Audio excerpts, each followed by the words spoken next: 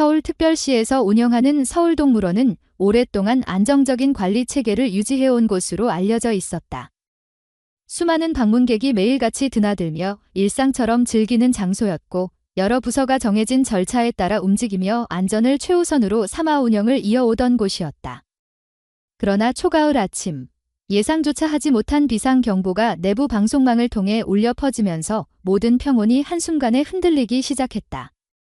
서울동물원 통합관제센터에서 관리하는 보안 시스템이 갑작스럽게 적색 경보를 발령한 것이다. 기록에 따르면 이 경보는 20년 넘는 운영 기간 동안 단 몇 번밖에 울리지 않은 수준의 높은 단계였으며, 해당 경보가 의미하는 상황은 단 하나였다. 바로 맹수구역에서의 탈출이었다. 이날 경보의 주체로 확인된 개체는 시베리아 호랑이 베코였다. 베코는 올해 27살로 국내에서 이 연령대까지 생존한 호랑이는 극히 드물었다. 서울동물원 내부에서도 살아있는 전설처럼 여겨지던 개체였고, 건강 문제를 제외하면 별다른 문제를 일으킨 적이 없는 동물이기도 했다. 오랜 세월 동안 베코를 관리해온 사육사들과 수의사들은 그가 대체로 온순하고 예측 가능한 행동 패턴을 보인다고 평가해왔다. 그래서인지 이번 탈출 보고는 담당 직원들에게도 충격이었다. 경보 발령 직후 경찰청과 서울특별시청 재난안전부서에 즉시 상황이 공유되었고, 동물원 내부의 모든 직원에게 초동 대응 절차가 전달되기 시작했다. 동물원 운영팀, 안전관리팀, 수의관리팀, 시설팀 등이 동시에 움직였고, 비상상황 매뉴얼에 따라 출입문 통제와 내부 이동 제한이 즉각적으로 시행되었다. 행정안전부와도 상황보고 체계가 작동하며 혹시 모를 돌발 사태를 대비해 연계 기관들이 대기 상태에 들어갔다. 그러나 초기 데이터 분석 결과는 모두를 혼란스럽게 만들었다. 일반적으로 맹수가 탈출하면 불안정한 움직임이나 갑작스러운 방향 전환 등이 나타나는 것이 보통인데, 베코는 예상과 완전히 다른 경로를 보이고 있었다. 서울동물원의 통합관제센터에서 실시간으로 추적한 위치 좌표는 베코가 일직선에 가까운 이동을 이어가고 있음을 나타내고 있었다. 경비팀이 예측한 위험 지점이나 통제 구역으로 향하는 것이 아니라 오히려 사람을 피하는 듯한 움직임을 보이며 특정 방향으로 꾸준히 나아가고 있었다. 대부분의 맹수 탈출 사례에서 발생하는 긴장감과 위기감은 베코의 움직임에서 다소 비껴나 있었다. 그는 주변의 자극과 소음에 반응하기보다 일정한 방향성을 유지하고 있었고, 행동 분석 시스템은 이 움직임을 위협적 패턴이 없는 비정상적 직선 이동으로 분류했다. 서울동물원에서는 수십 년 동안 수많은 동물 행동 데이터를 축적해왔지만, 베코의 이동은 그 어떤 카테고리에도 완전히 일치하지 않았다. 행동 예측 알고리즘은 지속적으로 오류 메시지를 띄우며 기존 사례와의 비교가 어렵다는 결과만을 반복해냈다. 무전기와 내부망에서는 끊임없이 보고가 이어졌고, 관리자들은 상황을 통제하기 위한 최선의 선택지를 논의했다.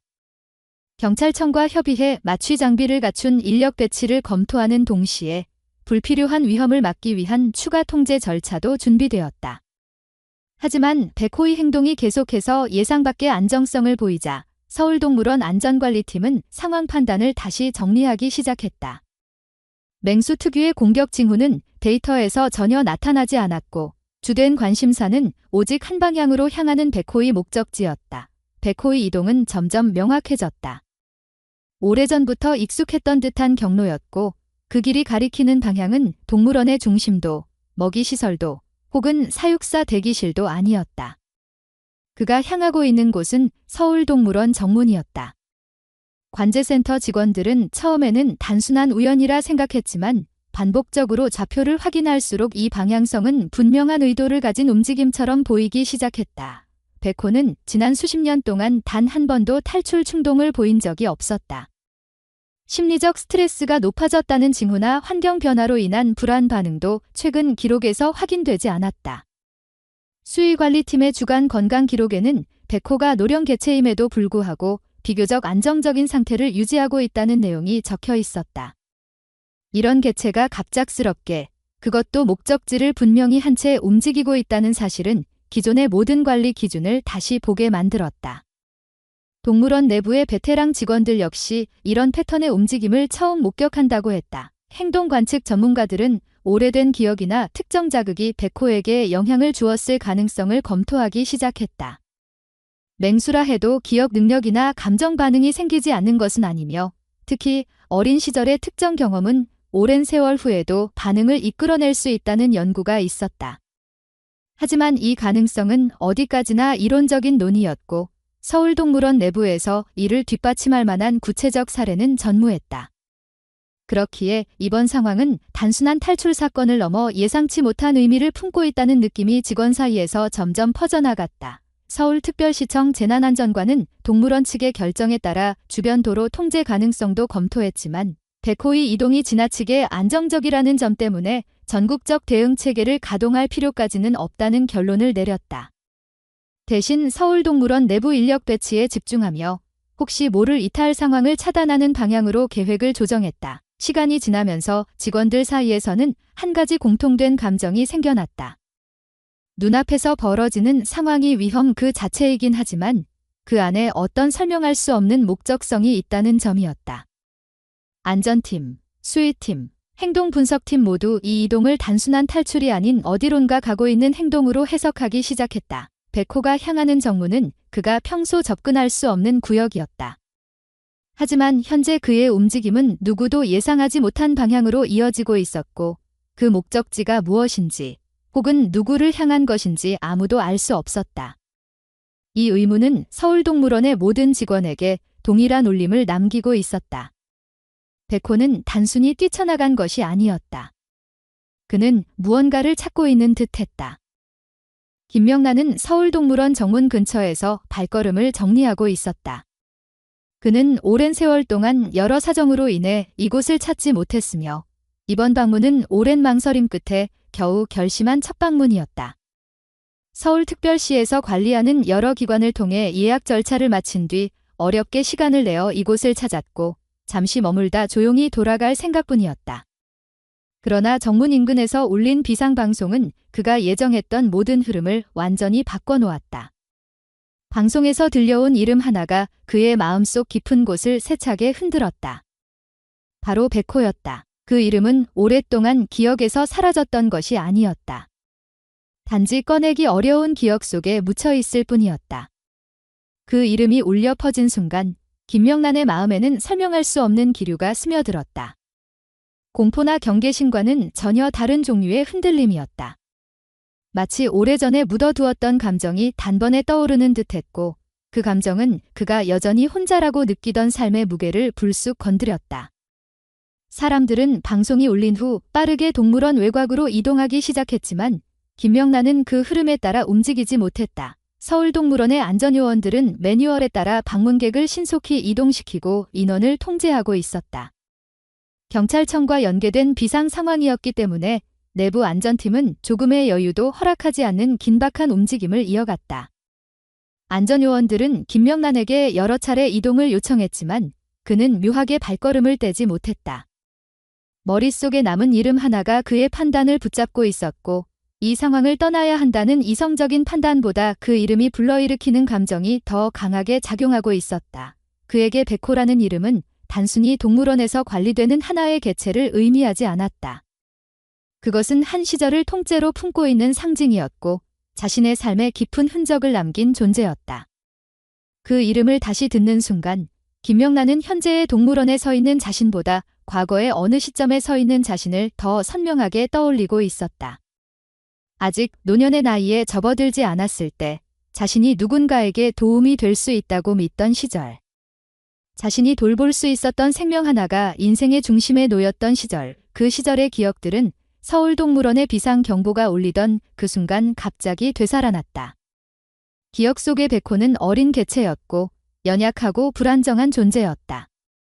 김명란은 그 시절을 잊은 적이 없었지만 다시 마주칠 것이라는 생각만큼은 단 한 번도 해본 적이 없었다. 그 때문에 오늘 아침에 받은 경보는 그에게 설명할 수 없는 충격을 남겼다. 날이 갈수록 삶의 무게가 깊어지고 많은 관계가 흐릿해지는 동안에도 그는 백호와 보냈던 시간을 단 한 번도 완전히 놓아버리지 못했다. 그는 여러 해 동안 스스로에게 설명할 수 없는 감정을 품어왔다.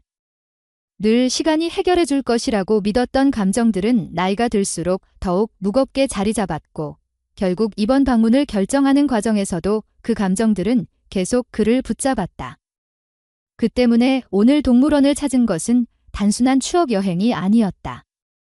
노년의 삶에서 무언가 정리해야만 한다는 다짐과 이제는 더 이상 미룰 수 없다는 흐름이 그를 이곳까지 데려왔다. 그러나 백호의 이름이 울린 순간 그가 동물원에 온 이유는 본인이 생각했던 것과는 다른 의미로 확장되고 있었다. 그는 처음 서울동물원을 떠났던 날의 기분을 기억하고 있었다. 어떻게든 다시 오겠다고 생각했지만 결국 시간이 흐르면서 여러 가지 사정으로 인해 약속을 지키지 못했다. 경제적인 문제, 가족의 건강 문제, 자신이 겪은 갑작스러운 질환까지 모든 것이 겹치면서 그 약속은 마음속에서만 머물렀다. 그 약속을 지키지 못한 시간이 길어질수록 그는 스스로에게 죄책감을 느꼈고 그 감정은 나이를 먹을수록 점점 더 깊어졌다. 서울동물원 정문 근처에서 그는 그 감정들이 모두 다시 떠오르고 있음을 느꼈다. 모든 방문객이 퇴장하는 흐름 속에서 자신만이 그 자리에 남아있는 상황은 어찌 보면 자연스럽지 않았지만 그에게는 그 어떤 움직임도 쉽게 선택될 수 없는 순간이었다. 안전요원들이 그에게 다가와 이동을 요청했음에도 그는 마음속 깊은 곳에서 들려오는 어떤 귓속말 같은 신호에 이끌리고 있었다. 그 신호는 오래된 기억과 연결되어 있었다. 기억 속에서 백호는 아주 어린 존재였으며 자신에게 의존하던 한 생명이었다. 그는 오랜 세월 동안 백호에 대한 소식을 들은 적이 없었다. 어떤 변화가 있었는지, 어떤 경로로 관리되어 왔는지, 혹은 아직 생존해 있는지조차 알지 못했다. 그래도 그는 늘 살아있으리라는 감정적인 확신을 품고 있었다. 그것은 합리적인 믿음이 아니라 단순히 마음속에 남은 감정의 흔적이었다. 그러나 지금 이 순간, 경보에서 울린 이름 하나는 감정의 영역을 넘어 현실과 직접적으로 연결되고 있었다.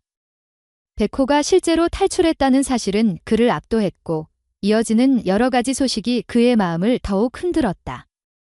다른 방문객들이 움직일 때 그는 움직이지 않았고, 단지 그 이름이 남긴 여운 속에서 서 있었다.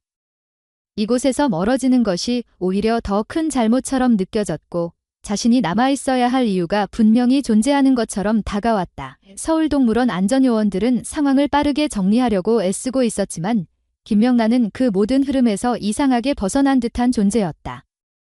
그는 여러 번의 권고에도 불구하고 이동하지 않았고 그 이유조차 명확히 설명하기 어려웠다. 그러나 그의 마음속에는 단 하나의 확신이 존재했다. 오래전 자신과 연결되어 있던 존재가 지금 자신을 향해 다가오고 있다는 느낌. 그것이 실제인지 착각인지 구분할 수는 없었지만 그의 직감은 그 어느 때보다 강하게 작용하고 있었다. 그는 알지 못했다. 지금 이 순간이 앞으로 일어날 모든 일의 시작이라는 사실을. 오래전 헤어졌던 생명이 갑작스럽게 그의 삶의 중심으로 다시 들어오려고 하고 있었고 그는 그것을 피하지 않았다. 처음부터 피할 수 없었다는 표현이 더 정확할 것이다. 백호라는 이름이 가진 의미는 단순한 과거가 아니라 아직 끝나지 않은 이야기의 일부였다. 김명란은 그 자리에 그대로 머물렀다. 그리고 그것은 이 비상사태의 흐름을 완전히 바꾸는 출발점이 되고 있었다. 27년 전 강원도에서 김명란은 야생동물 구조를 전문으로 맡던 수의사로 일하고 있었다.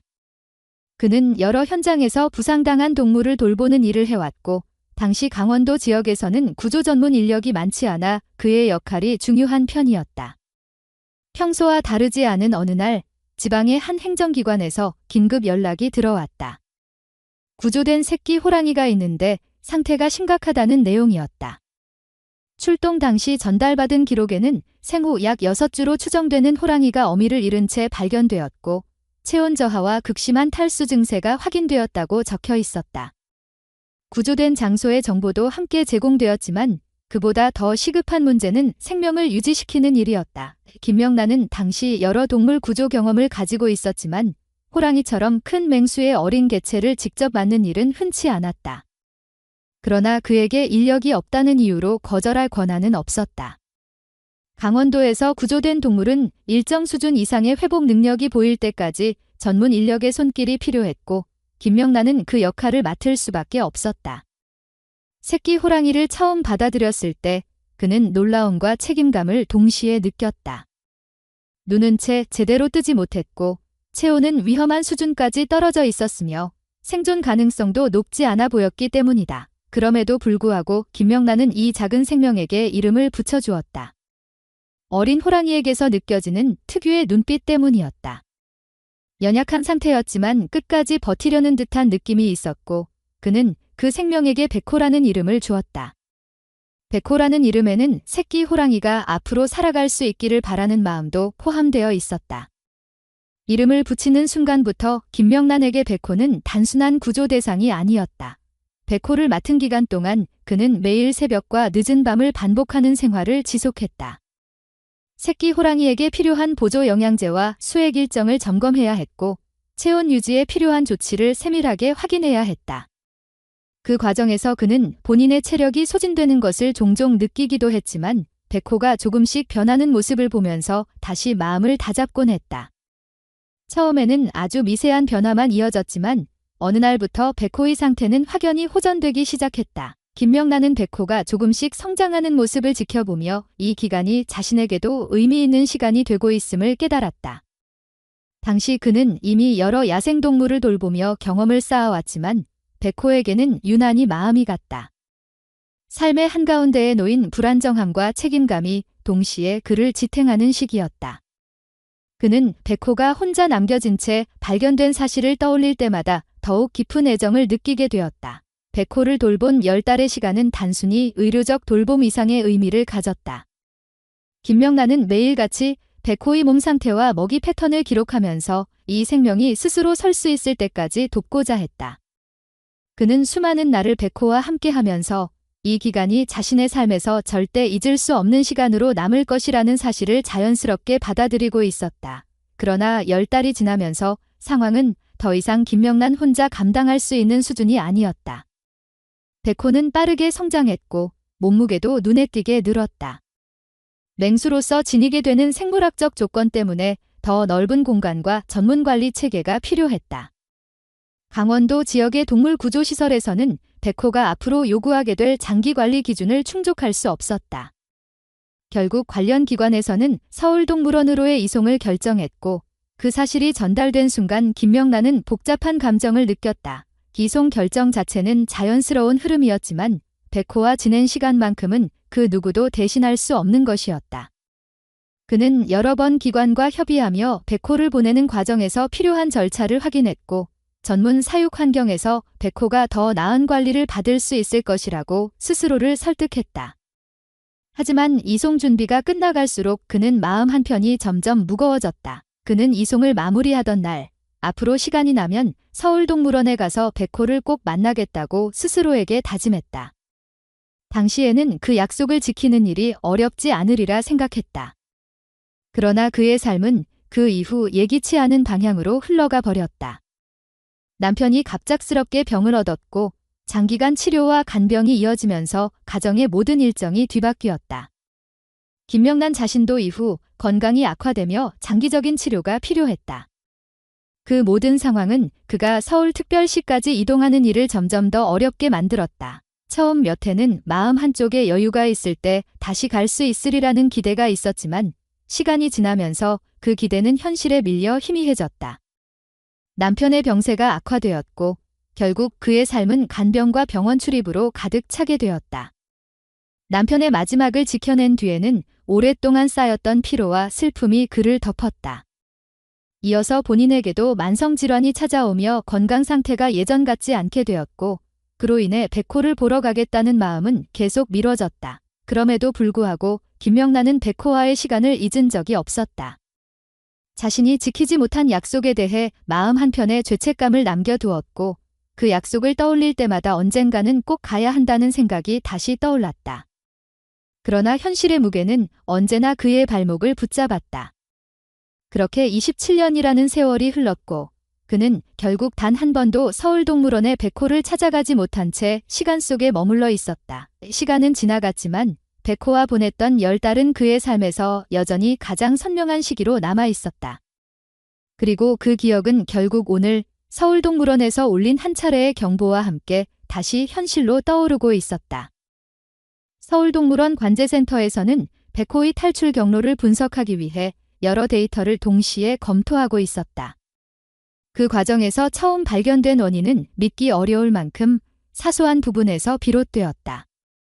사건 당일 북부 관리동에 배치된 한 단기 근무자가 담당 구역의 문을 점검하던 중 개인 휴대전화로 연락을 받았다.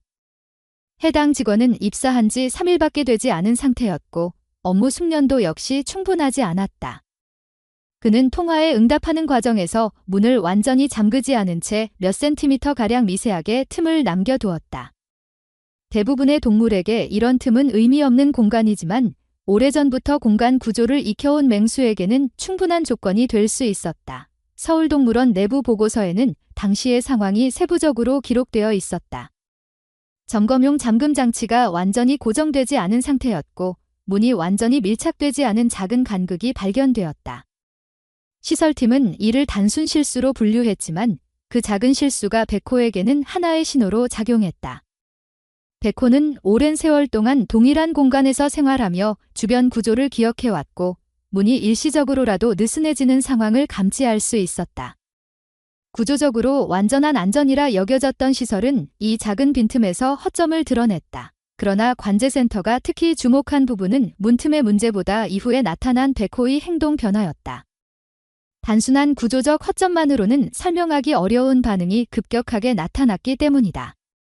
백호의 이동 기록을 시간대별로 재정렬한 결과 문이 완전히 닫히지 않은 순간보다 더 먼저 행동 변화가 발생했다는 점이 밝혀졌다.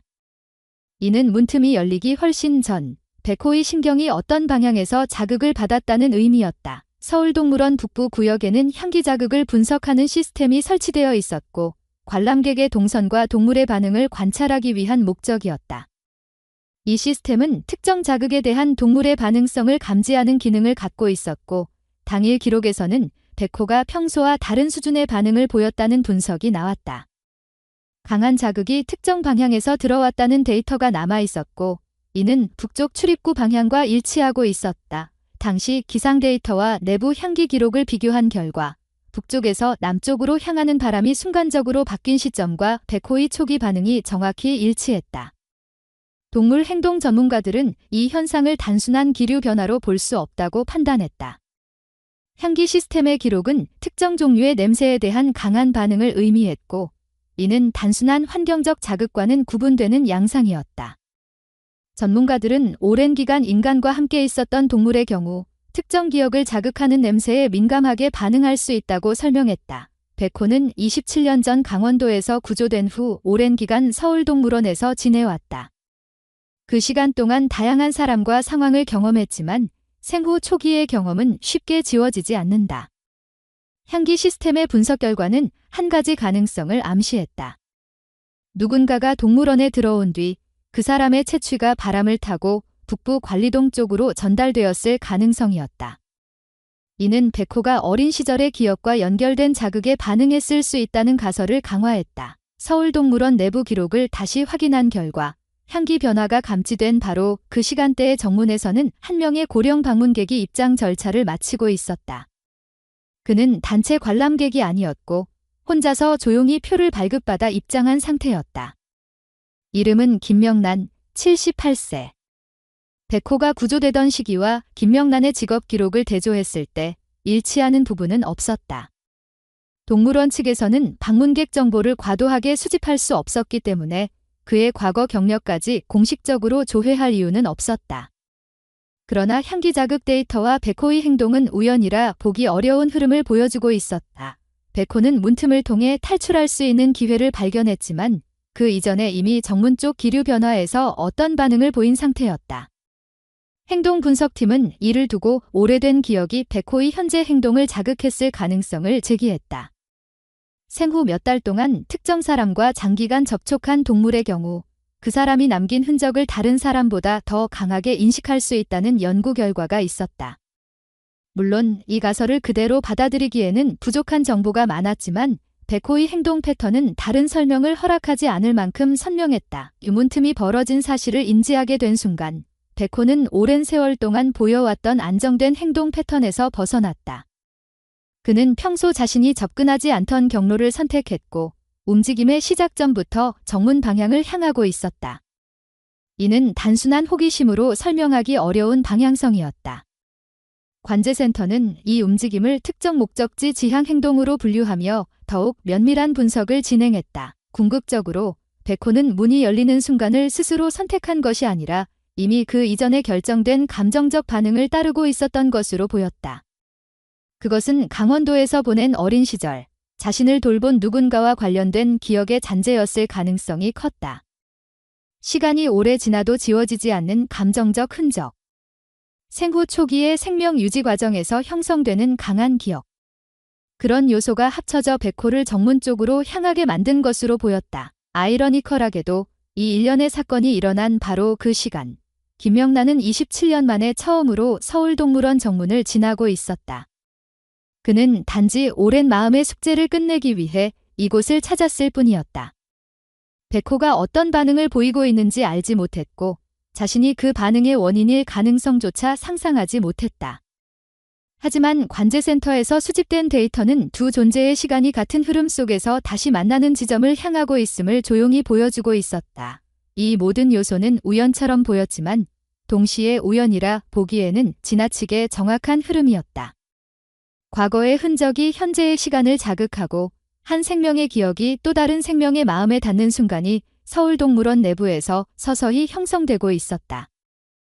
백호가 정문 근처까지 다가왔을 때 서울동물원 보안팀은 이미 여러 겹의 통제선을 설치한 상태였다.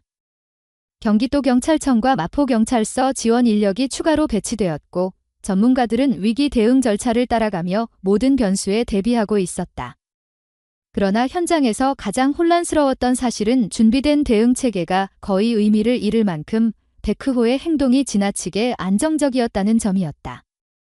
어느 지점에서도 위협이나 불안 요소를 드러내지 않았고 탈출한 맹수에게서 흔히 나타나는 초반 반응도 보이지 않았다. 관제센터의 분석은 더 이상 쥐형 관리보다는 이해 불가에 가까운 흐름으로 이동하고 있었다. 생체 반응 데이터를 실시간으로 측정한 결과 긴장 지수는 빠르게 낮아지고 있었고 행동적 경계 역시 완만하게 줄어드는 양상을 보였다. 이는 탈출 상황에 놓인 대형 포유류에게서는 찾아볼 수 없는 수치였고 전문가들 사이에서 기존의 연구 기준으로는 설명되지 않는 현상으로 기록되었다. 이 과정에서 가장 주목된 것은 백호의 시선이었다. 관제 카메라들은 그가 특정 방향을 계속 바라보는 모습을 지속적으로 포착했다. 데이터는 그 방향에 하나의 인물이 서 있었다는 사실을 명확하게 보여주고 있었다. 바로 김명란이었다.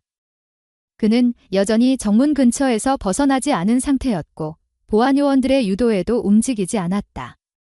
그의 주변에는 통제구역이 형성되어 있었지만 백호의 반응은 통제구역 자체보다 김명란이라는 한 사람에게 집중되어 있었다. 백호의 시선은 흔들림 없이 유지되고 있었고 그 지점까지의 동선은 마치 오래전부터 정해져 있던 길처럼 일관된 방향성을 보였다. 전문가들은 행동 패턴을 분석하며 이 현상이 단순한 우연이라 보기 어렵다고 판단했다. 냄새 자극 분석 장치가 기록한 수치 중 높은 수치가 나타난 시간대와 백호의 행동 변화 시점이 정확하게 맞물렸고 그 결과는 특정 기억이 활성화되었을 가능성을 더욱 강하게 시사하고 있었다. 동물 행동학 연구자들은 생후 초기 경험이 장기적으로 남아 특정 기억을 자극할 수 있다는 연구를 여러 차례 발표해왔다. 그러나 대형 맹수가 20년이 넘는 시간 동안 특정 기억을 유지한다는 것은 기존 학계에서 인정해 오던 범위를 크게 넘어서는 현상이었다. 특히나 서울동물원에서 오랫동안 생활하며 수많은 사람과 접촉한 백호가 한 사람에게만 반응을 보인다는 점은 데이터를 더욱 특이하게 만들었다. 보안팀과 연구팀은 백호의 반응을 다각도로 분석했다. 생리적 반응을 기록하는 장비는 안정지수가 계속 유지되고 있다고 판단했고 이는 공격성이나 공포가 아닌 어떤 다른 감정적 자극이 작용하고 있음을 증명하는 자료로 활용되었다. 연구자들은 이를 특정 대상 집중형 반응으로 분류하며 기록을 남겼다. 즉, 백호는 단순히 한 방향을 응시하는 것이 아니라 그 방향에 있는 존재를 인식하고 있다는 결과였다. 김명란은 자신이 어떤 영향을 미치고 있는지 알지 못한 채 같은 자리에 서 있었다. 지난 세월 동안 마음속에 남겨두었던 미해결의 감정을 정리하기 위해 방문한 것이 전부였고 백흐호가 자신을 향해 반응하고 있다는 사실을 전혀 인지하지 못했다. 그러나 관제센터에서는 두 존재가 서로를 향해 반응하는 데이터가 확실히 쌓이고 있었다. 서울동물원의 수의학 전문가들은 기록을 바탕으로 다양한 가능성을 검토했다. 생후 초기 10개월 동안 지속적인 접촉을 했던 사람의 채취나 기억이 대형 동물에게 남을 수 있는가? 일반적인 기준으로는 가능성이 낮다고 여겨졌지만 백흐호가 보이는 모든 행동은 기존의 경험적 기준과는 다르게 나타나고 있었다. 오랜 세월이 흘렀음에도 마음속 깊이 자리 잡은 감각이 다시 활성화된 것이라면 이것은 기존의 연구를 넘어서는 새로운 사례가 될 수 있었다. 백흐호와 김명란 사이의 거리는 어느 순간 일정하게 유지되기 시작했다. 관제센터는 이를 보고 제한적 접근 반응으로 기록했다. 즉, 대상에게 다가가고자 하는 의지는 존재하지만 상황을 완전히 파악하기 전에는 깊게 움직이지 않는 패턴이었다. 전문가들이 이 현상을 분석하며 가장 주목한 것은 공격성이나 불안정성이 전혀 보이지 않는다는 점이었다. 오히려 감정적 완화 단계에서 나타나는 생리 수치와 비슷한 흐름을 보였고, 이는 탈출한 맹수가 보여주기에는 지나치게 평온한 지표였다. 연구팀은 생후 초기 경험에 대한 다양한 자료를 다시 검토했다. 생후 몇 주에서 몇 달 사이의 경험은 대형 포유류에게 매우 강렬한 기억으로 남을 수 있으며, 특히 생존과 직접적으로 연결된 존재와의 접촉은 기억의 깊이와 지속성을 강화하는 경향이 있다고 알려져 있었다. 백흐호가 생후 6주부터 10개월까지의 시간을 한 사람과 보내며 생명을 유지했고, 그 과정에서 일종의 감정적 각인이 형성되었을 가능성은 여전히 존재했다. 그렇지만 전문가들이 당혹스러워한 점은 감정적 각인이 27년이라는 세월을 넘어 다시 활성화되었다는 부분이었다. 기존 연구에서는 장기간 기억이 남을 수 있다고 하더라도 실제 행동으로 표현되는 사례는 극히 드물었고, 대형 맹수에게서 확인된 적은 거의 없었다. 하지만 백흐호는 지금 그 모든 가능성을 현실로 보여주고 있었다.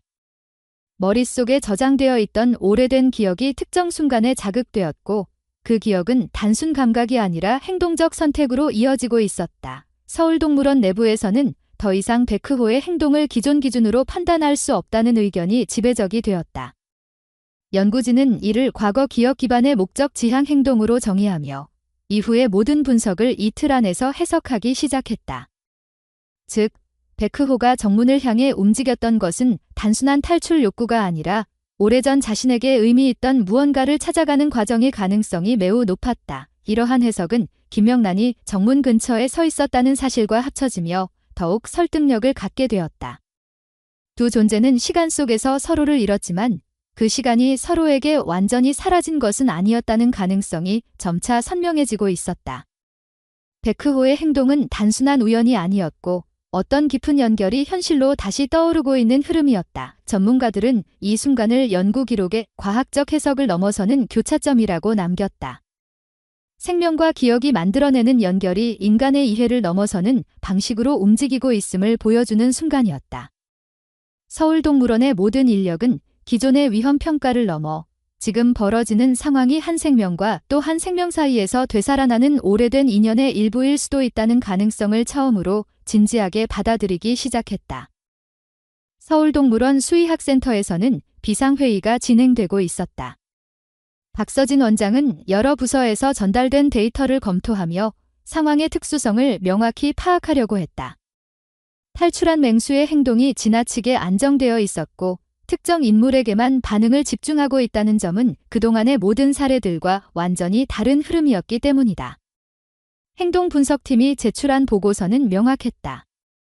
백흐호는 위험 요인에 반응하는 개체가 아니라 특정 기억을 결정적인 기준으로 삼아 움직이는 개체로 보였다. 이는 규정만으로 대응할 수 없는 특수 상황이라는 의미였다. 박서진 원장은 서울특별시청 동물관리과와 경찰청 상황실에 보고를 전달하며 동시에 내부 절차를 재검토했다. 규정은 명확했고 탈출한 맹수는 즉각적인 진정 또는 격리 조치를 우선해야 했다. 그러나 이 사건은 모든 표준 절차를 그대로 적용하기 어려운 요소를 포함하고 있었다. 백흐호의 생리 수치가 안정적이었고 외부 자극에 대한 거부감이나 공격성이 존재하지 않았다는 점은 기존 위험 평가 기준을 크게 뒤흔들었다. 무엇보다도 김명란이 정문 근처에서 움직이지 않고 있다는 사실이 모든 분석을 더욱 복잡하게 만들고 있었다. 수의학센터 의료팀은 김명란의 건강 상태에 대한 정보를 확인하기 위해 그녀의 보호자 동의하에 자료를 검토했다. 의료 기록에는 오랜 기간 이어진 병력과 최근 악화된 상태가 명시되어 있었다. 담당 의사의 소견에 따르면 그는 이미 말기 단계에 도달해 있었고 남은 시간이 길지 않을 것이라는 판단이 내려져 있었다. 신체 기능 저하와 반복된 치료 실패로 인해 일상적인 활동조차 어려운 상황이었고 장기적인 이동이나 스트레스 상황은 감당하기 어렵다는 결론이 붙어 있었다. 동시에 백흐호에 대한 최근의 정밀 검진 자료도 공개되었다. 수년 동안 기록되어 온 혈액 검사와 영상 자료는 그의 신체 기능이 자연 수명의 마지막 단계에 도달해 있음을 보여주고 있었다. 신장 기능의 저하, 장기적 만성 질환, 노화로 인한 전반적 약화는 명확한 사실이었다. 그는 이례적으로 오래 살아온 개체였으며 수의학계에서도 드문 사례로 기록되어 왔다. 그러나 장기적인 관점에서는 언제든 생명이 끝날 수 있는 상태였다. 이 두 개체의 건강 상태가 동시에 마지막 단계에 도달했다는 사실은 수의학센터 의료진에게 복합적인 고민을 안겨주었다. 두 생명이 서로에게 미치는 영향은 일시적인 감정적 요소를 넘어선 의미를 갖고 있었고 그동안 유지해온 규정을 그대로 적용하는 것이 과연 옳은가에 대한 질문이 자연스럽게 떠올랐다. 동물원 운영위원회에서는 짧은 시간 동안 긴급회의를 열고 규정 완화 가능성에 대해 논의했다. 박서진 원장은 보안팀, 행동분석팀, 의료팀, 행정 담당자들과 함께 결정을 내리기 위해 각 부서의 의견을 다시 확인했다. 의료팀은 김명란의 건강 상태가 예외적 조치를 허용할 만큼 심각하다는 결론을 내놓았다. 생의 마지막 시간을 의미 있게 보낼 수 있도록 돕는 것이 인간적 판단이라는 의견이 제기되었다. 행동분석팀 역시 백흐호가 특정 인물에 대해 안정적인 반응을 보이는 상황에서 제한적 접촉을 시도하는 것이 위험성을 오히려 감소시킬 수 있다고 판단했다. 서울특별시청 동물관리과와의 협의 과정에서도 이 사건이 일반적인 동물관리 사례와 완전히 다르다는 점이 강조되었다. 규정은 동물과 사람의 안전을 최우선으로 삼기 위한 것이지만 현재의 상황은 감정적 행동적 요인이 안정적으로 작용하고 있으며 관계적 요소가 사례 전체에 본질적으로 연결되어 있다는 의견이 우세했다. 그 결과 두 존재가 서로에게 미치는 영향을 무시할 수 없다는 결론이 내려졌다. 박서진 원장은 최종적으로 규정을 일시적으로 완화하는 결정을 내렸다. 서울동물원의 특별관리 구조를 활용해 두 존재가 안전하게 머무를 수 있는 구역을 마련하고 동물원 의료팀과 완화의료 전문가들이 함께 배치되는 조건으로 김명란과 백흐호의 제한적 접촉을 허용하기로 했다. 이 결정은 동물원 설립 이후 거의 처음으로 시행되는 조치였고 모든 절차는 기록용으로 문서화되었다. 수의학센터의 특별구역은 단기적으로 개편되었다. 환자용 침상과 의료 장비가 재배치되었고 완화의료 전문가가 상주할 수 있도록 의료실이 정비되었다. 이곳은 김명란의 건강이 허락하는 범위 안에서 하루 단위 방문이 가능하도록 구성되었다. 백흐호의 건강 상태를 안정적으로 유지하기 위해 전담 수의사가 상주했고 모든 접촉 과정은 지속적으로 관찰되었다. 행정팀은 김명란의 가족과 연락을 취해 동의를 얻었다. 그들은 김명란이 오래전부터 마음속에 남긴 약속을 완성하고 싶어 한다는 사실을 알고 있었고 동물원 측의 결정을 감사하게 받아들였다. 가족들은 일상적인 치료 대신 의미 있는 시간을 보내고 싶다는 김명란의 선택을 지지했다. 서울동물원 운영위원회는 이 조치가 향후 사례의 선례가 될 가능성이 있다는 점을 인지했지만 이번만큼은 규정보다 두 생명의 남은 시간을 존중하는 것이 우선이라는 결론에 도달했다. 두 존재가 각자의 삶의 끝자락에 서 있다는 사실은 그 결정을 더욱 확고하게 만들었다. 결정이 확정된 직후 특별구역에서의 첫 만남을 준비하기 위한 작업이 빠르게 진행되었다. 의료팀은 김명란의 상태를 면밀히 확인했고 수의학팀은 백흐호가 안정적으로 이동할 수 있는 동선을 점검했다. 모든 과정은 미세한 변수까지 고려해 진행되었고 두 존재가 부담 없이 마주할 수 있는 조건을 만들기 위해 최선의 노력이 집중되었다. 서울동물원 내부에서는 이번 조치를 두고 다양한 의견이 오갔지만 시간이 지날수록 모두가 이 결정을 지지하기 시작했다. 규정은 원칙을 지키기 위한 장치였지만 생명과 기억이 만들어내는 연결을 고려할 때 때로는 원칙보다 더 중요한 가치가 존재한다는 사실을 모두가 깨닫고 있었다. 이제 남은 것은 두 존재가 서로를 다시 마주하는 순간이었다. 과거와 현재가 교차하고 시간이 끊어졌던 자리에 다시 길이 이어지는 순간을 위한 준비가 조용히 완성되고 있었다. 김명란이 특별관리구역을 매일 방문하기 시작한 뒤 서울동물원 내부의 시간 흐름은 이전과 전혀 다른 결을 만들어갔다. 의료팀은 그의 건강 상태가 날마다 변하고 있다는 사실을 알고 있었지만 방문을 중단하도록 설득할 이유를 찾지 못했다. 오히려 의료보고서는 매번 같은 결론을 보여주었다. 방문하는 날이면 생리지수는 잠시나마 안정되었고 정신적 혼란도 줄어드는 양상을 보였다. 의료진은 이를 단순한 심리적 반응으로 설명하기 어려웠고 그가 백흐호와 공유하는 감정적 연대가 그의 상태에 긍정적인 영향을 주고 있다고 판단했다. 백흐호 역시 명확한 변화를 보였다. 수의학팀은 매일 일정한 시점마다 그의 생체 데이터를 기록했고 그 기록은 규칙적인 패턴을 형성했다. 김명란이 입장하는 시간대마다 백흐호의 심박과 호흡 지수가 안정적으로 이동했다. 혈액검사 수치도 일시적으로 균형을 찾아가며 스트레스 호르몬이 내려가는 변화가 반복적으로 측정되었다. 이는 단순히 하나의 개체가 익숙한 냄새나 환경 자극에 반응하는 수준이 아니었다. 여럿이 모여 분석해도 설명하기 어려운 개체 간의 관계에서 비롯된 정교한 반응이었다. 특별관리구역에서 두 존재가 함께 보내는 시간은 규정된 일정에 따라 운영되었지만 매일 그 안에서 쌓여가는 감정의 깊이는 숫자로 제한할 수 없는 것이었다. 김명란은 그 자리에서 지난 몇십 년 동안 마음속에 담아 두었던 말들을 하나씩 꺼내어 정리했다. 강원도에서 벌어진 구조활동, 보호소에서 만난 여러 생명들, 자신의 선택이 옳았는지 고민했던 시간들, 남편을 잃은 뒤 맞아야 했던 상실감, 치료 과정에서 느낀 체력의 한계와 두려움, 그리고 가장 오랫동안 마음속에 남아있던 미안함까지. 그는 오래전 떠나보내야 했던 한 생명에 대해 스스로 용서하지 못했던 마음을 조용히 풀어놓았다. 수의학센터 측은 이러한 과정에서 두 존재 모두의 변화를 객관적으로 기록하려 했지만 기록이라는 행위가 가진 한계도 함께 느끼고 있었다. 데이터는 생리수치의 움직임만을 남길 뿐 매일 쌓여가는 감정의 결은 결코 완전히 담아낼 수 없었다.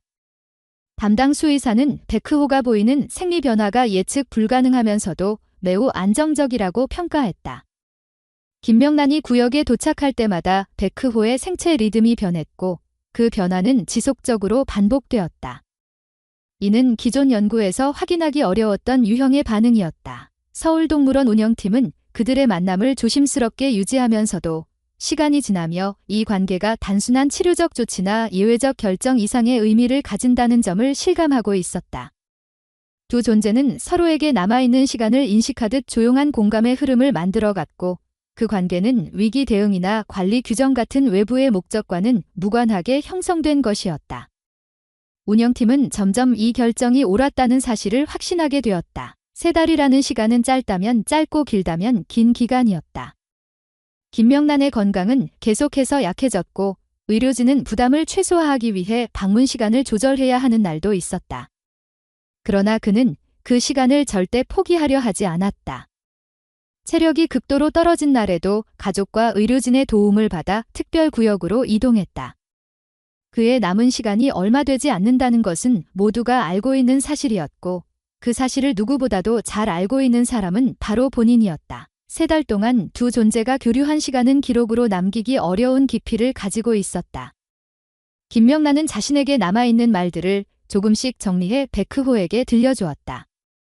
인생에서 가장 소중했던 순간들, 후회로 남은 선택들, 사랑했고 지켜주고 싶었지만 이루지 못했던 일들, 자신이 다시 살아갈 수 없다는 사실을 받아들이기까지 걸린 시간들, 그리고 마침내 마음속에서 용서할 수 있었던 이야기들까지 하나씩 꺼냈다. 수의학센터의 관찰 인력은 그 과정에서 두 존재가 보이는 교감이 단순한 정서적 평온을 넘어서는 수준이라고 판단했다.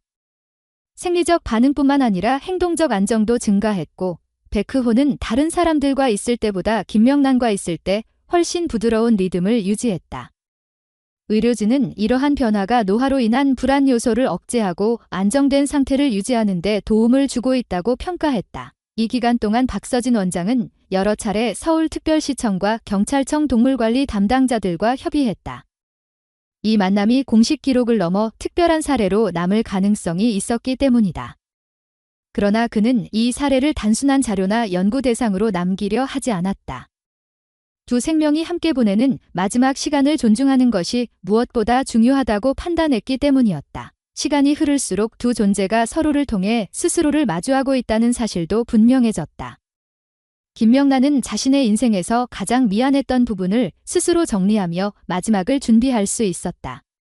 백흐호는 오랜 세월 동안 왜곡된 기억이나 감정적 단절 속에 머물러 있었던 부분을 안정시키는 듯한 반응을 계속 보였다. 누구도 이 변화를 이론으로 완전히 설명할 수 없었고 오직 두 생명 사이의 연대만이 그 흐름을 만들어내고 있었다. 3달이 지나던 무렵 의료팀은 김명란의 건강이 마지막 단계에 접어들었다는 사실을 인지했다. 통증은 점점 강해졌고 호흡 능력도 크게 저하되었다.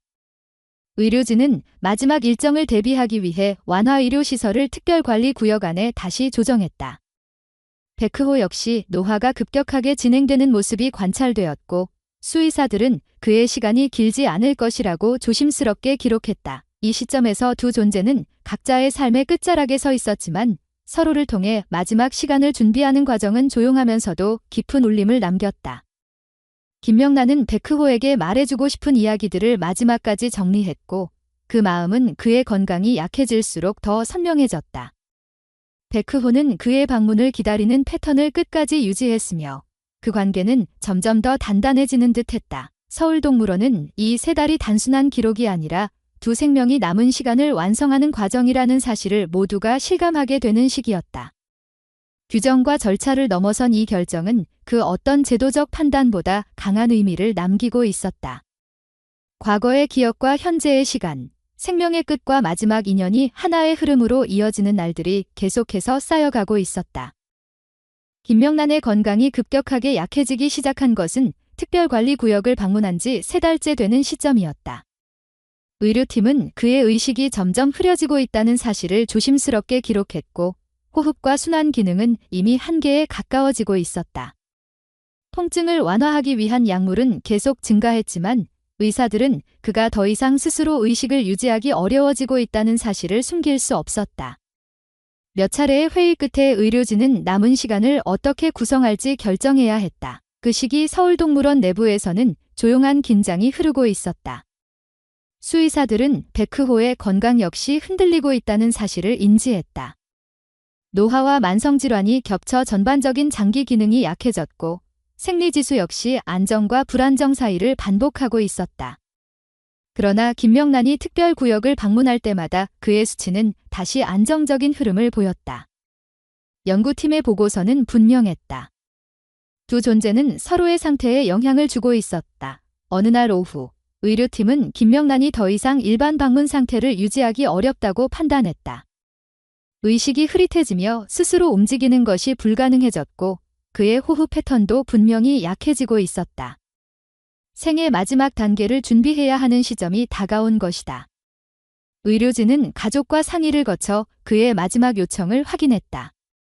김명란은 의식을 잃기 전 가까스로 남긴 마지막 의사 표현으로 특별관리구역에서 백흐호와 같은 공간에 머물고 싶다는 뜻을 전했다. 박서진 원장과 의료진, 그리고 수의사팀은 이 요청을 신중하게 검토했다.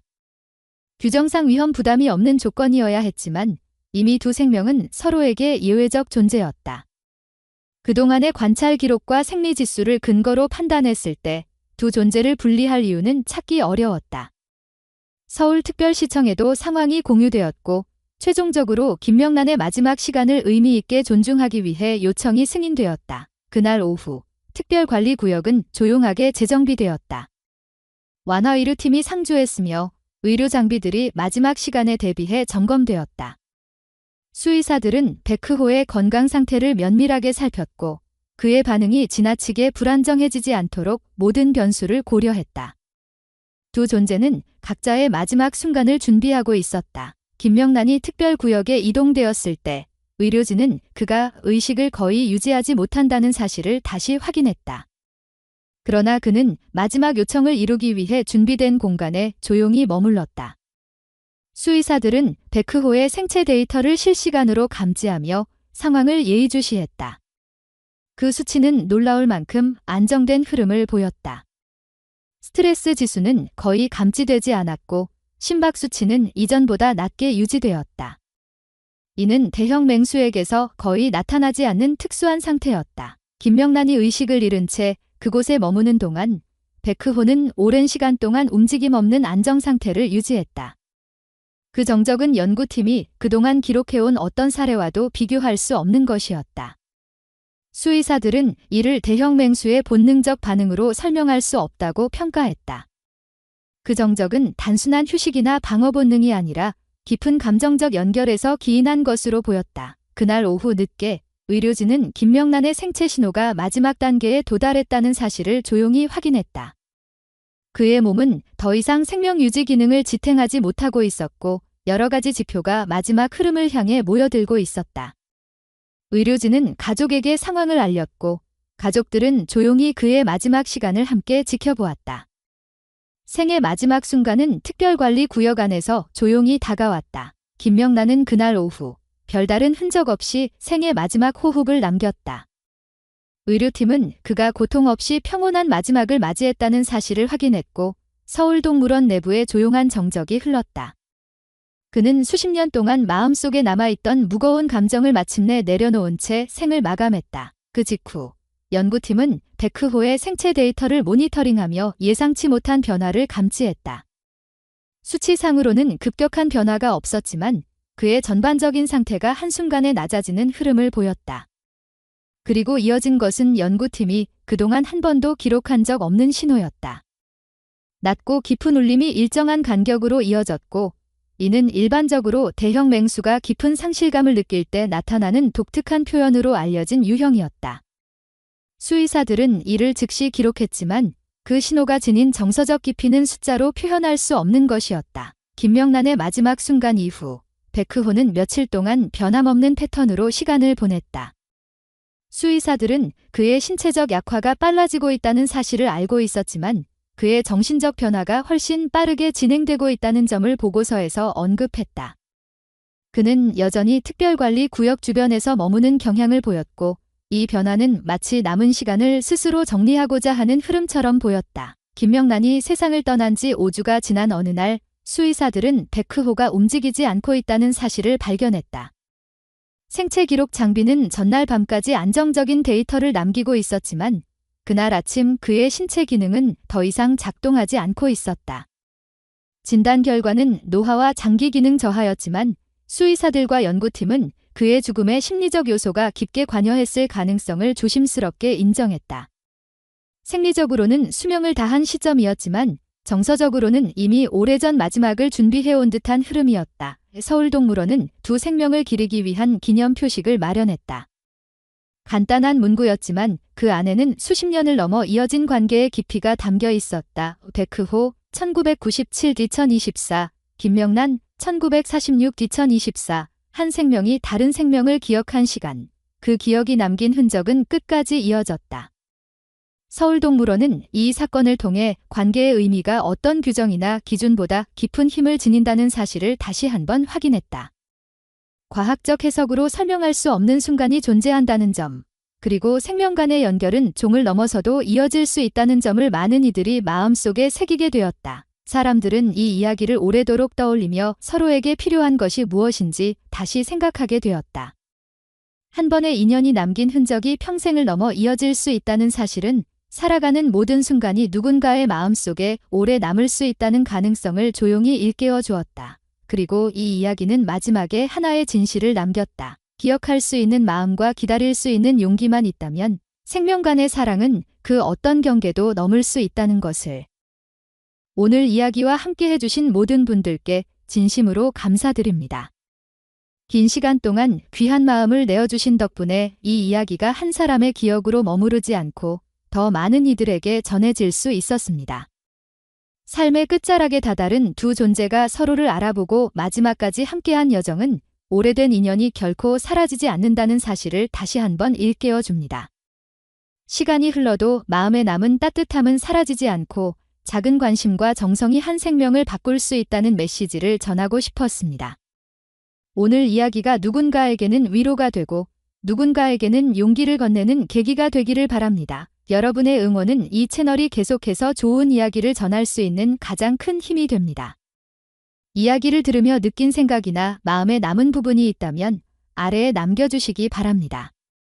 여러분의 한마디 한마디가 앞으로의 이야기를 만들어가는데 큰 도움이 됩니다. 좋았다면 좋아요를 눌러주시고 앞으로도 따뜻한 이야기와 깊은 여운을 나누고 싶으시다면 꼭 채널을 구독해 주시기 바랍니다. 함께 해주셔서 다시 한번 감사드리며 다음 이야기에서도 여러분과 마음을 나눌 수 있기를 바라겠습니다.